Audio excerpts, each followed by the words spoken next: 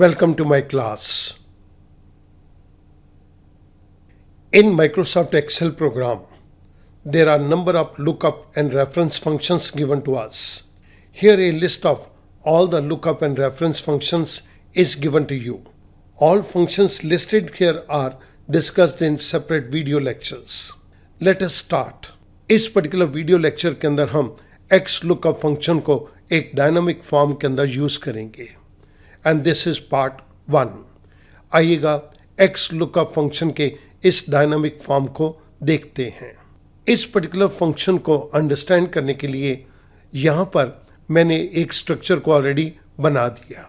इस particular example के अंदर हमारे पास एक कंपनी की सेल इन 1000 यूनिट्स दी गई है. लेफ्ट साइड के अंदर हमारे पास नंबर ऑफ ईयर्स दिए गए हैं और इस पर्टिकुलर रो के अंदर हमारे पास ये डिफरेंट मंथ्स दिए गए हैं.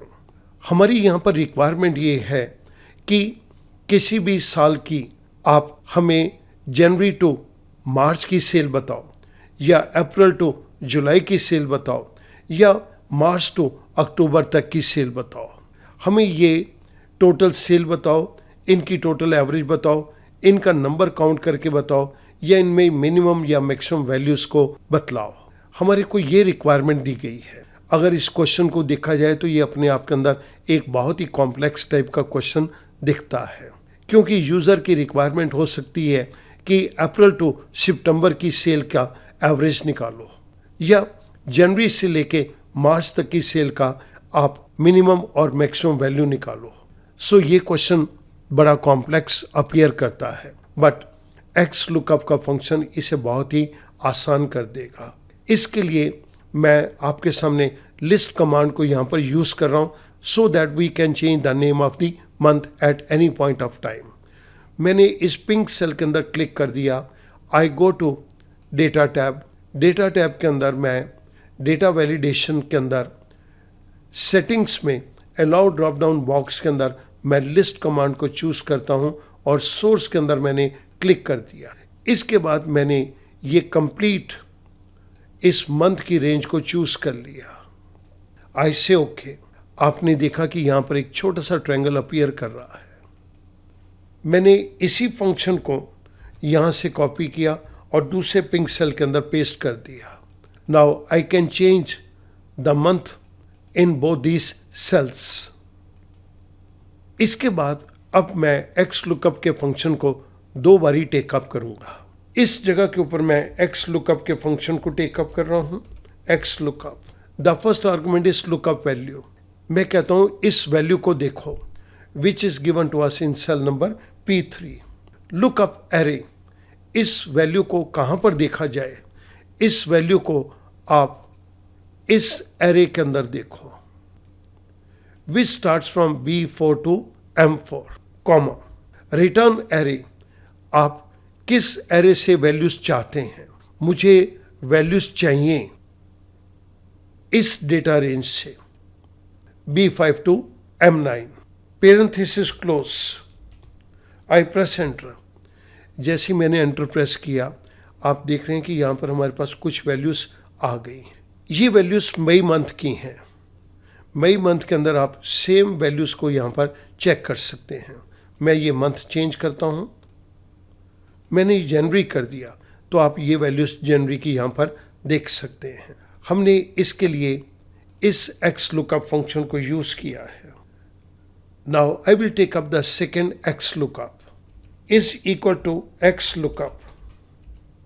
लुकअप वैल्यू, इस बारी मुझे वैल्यू ये सितंबर वाले सेल की चाहिए, that is R3, comma.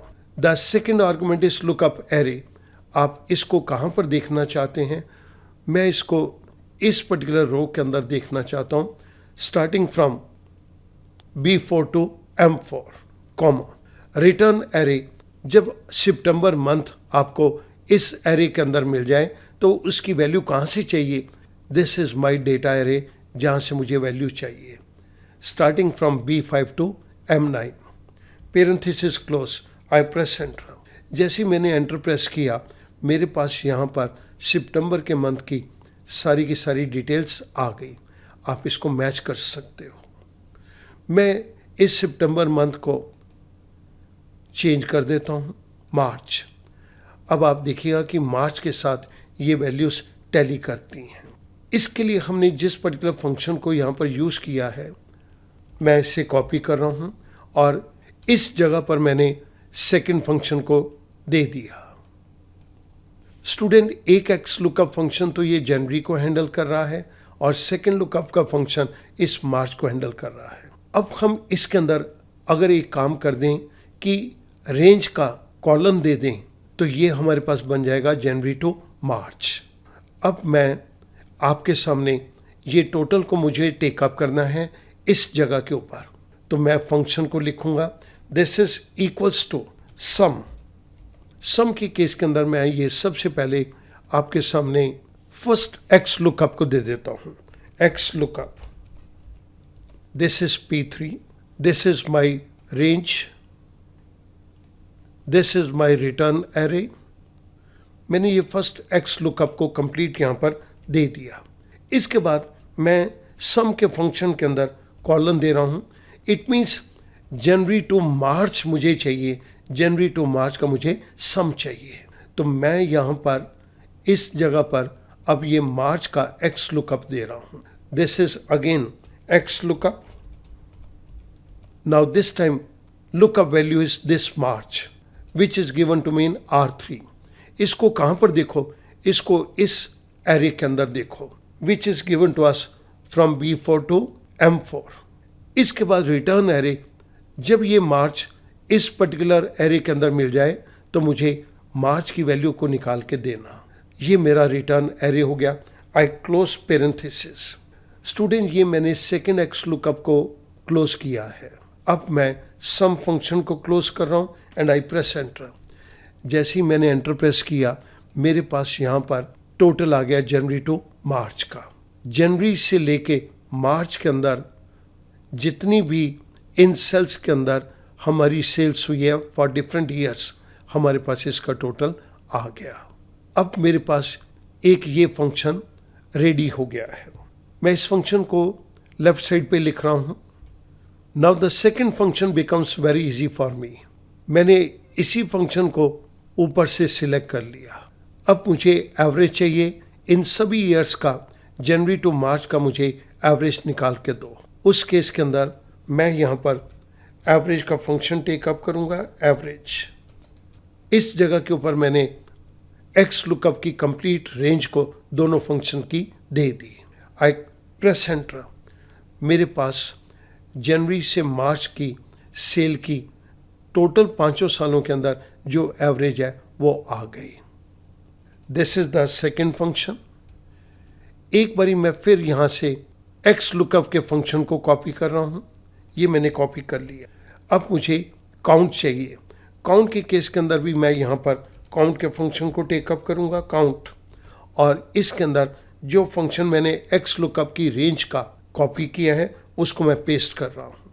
I press enter.